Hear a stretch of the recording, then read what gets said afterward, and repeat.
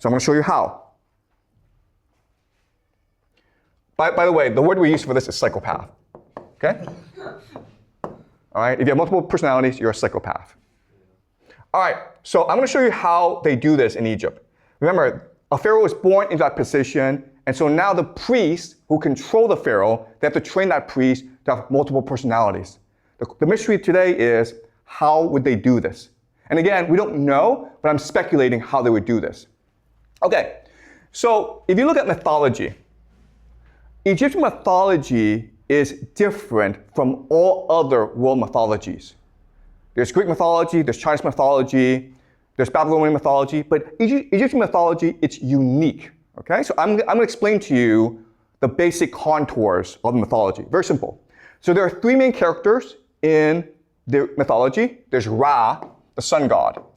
There's Osiris. And there's Horus.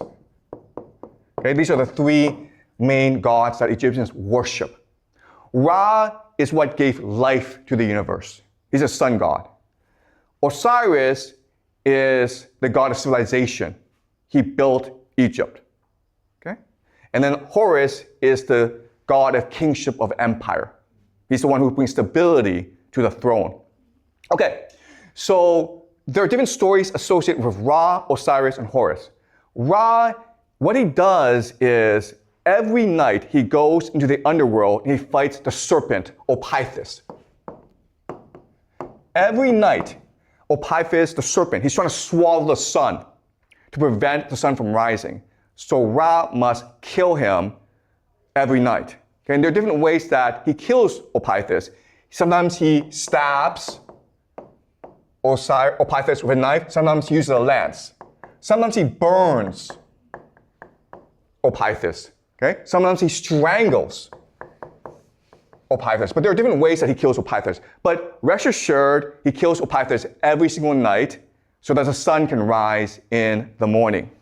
If one day Ra doesn't defeat Opithus, well, you have a solar eclipse. Okay? The sun cannot rise. But rest assured, Ra will defeat him eventually.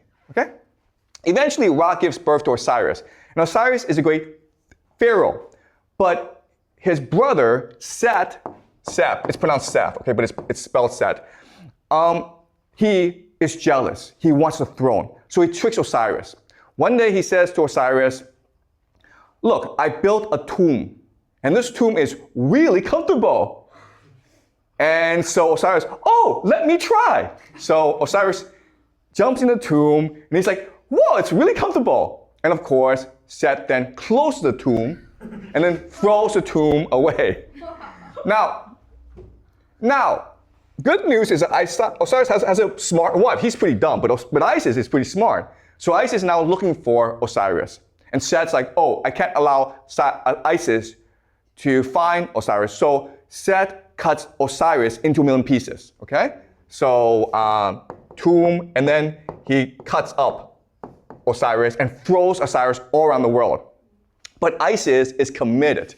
So Isis goes around the world and finds all the pieces and reassembles him, okay? But she knows that eventually Set will find them again. So she has sex with him really quickly, which gives birth to Horus. And Horus wants the throne back. So he goes to war with Set. And they have a series of challenges, okay? And some of these challenges include drowning.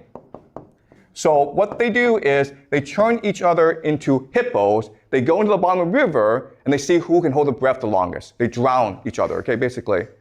But also, there's a challenge where Set, can you see this word? Okay, R-A-P-E, okay? He will do this to Horus because it's a sign of domination. But eventually, Horus wins out and he becomes the pharaoh. Okay? So this is the main structure of Egyptian mythology. And as you can see, it's really weird, okay? And it doesn't really make sense as a story. It's not a great story. But if you don't see it as a story, but as a script, it makes a lot more sense, right?